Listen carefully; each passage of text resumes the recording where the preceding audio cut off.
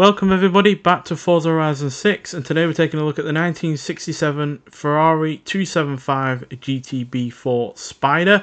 So this was part of a series of Grand Tourers with either two-seater coupes or Spider bodies that were produced by Ferrari between 1964 and 1968.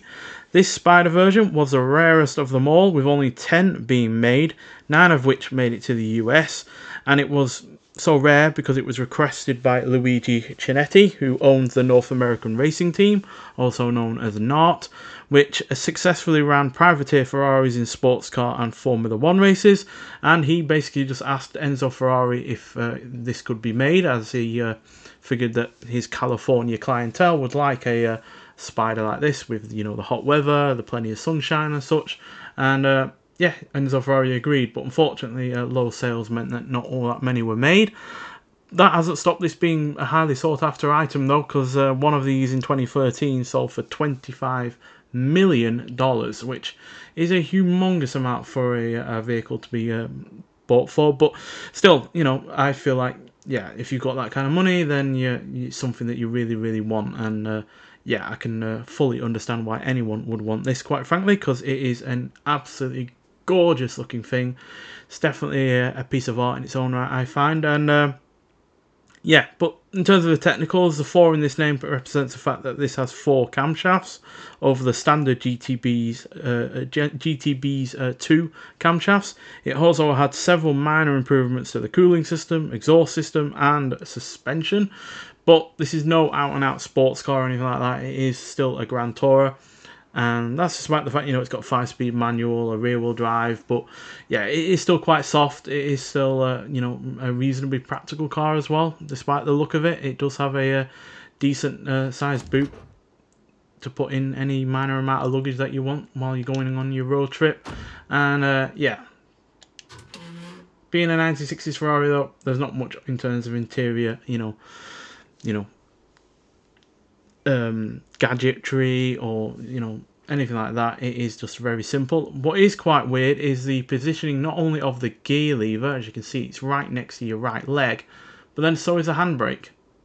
That's a very strange position to put the handbrake in, and I can't imagine it makes this car all that comfortable to drive, quite frankly, for something that is supposed to be a Grand Tourer. But then again, something like this you don't buy based on any kind of rationale. It's something that you love regardless of its imperfections.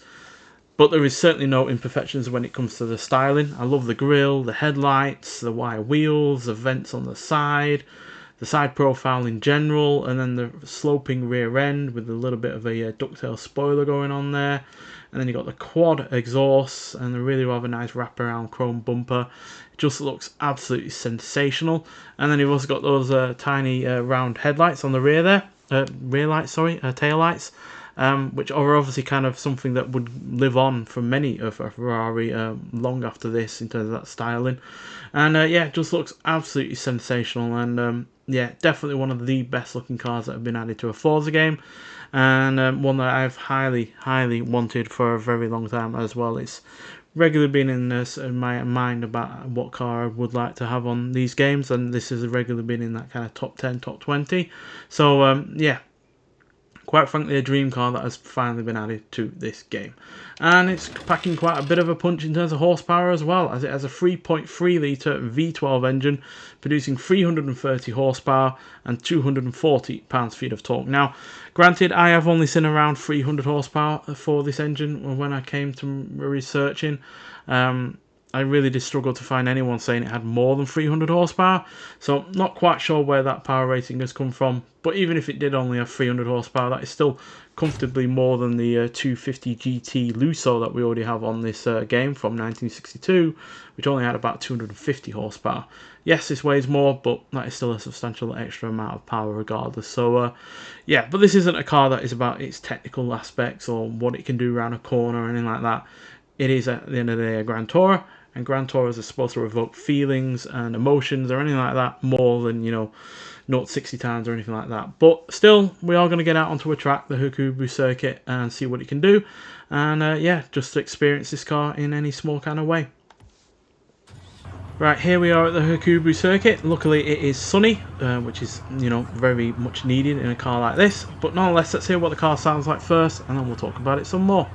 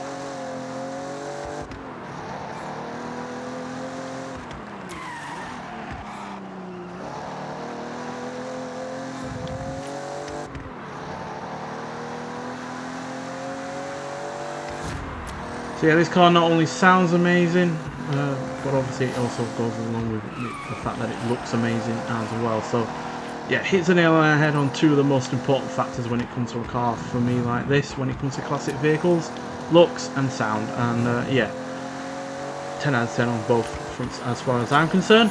And yeah, it's, even though it's by no means a sports car, it still handles reasonably well. Yes, it's quite soft. Yeah, the brakes are of the 60s invention and anything like that, but it's not awful. It is more than manageable on the limit. And yeah, you got an 8,000 RPM limit there as well, so you've got plenty of room to play with when it comes to the engine to flex its muscles. And even though, yeah, it's not an out-and-out sports car, it still has the acceleration of one from the period. 0 to 60 is dealt with in only 6.7 seconds. 0 to 115 seconds dead.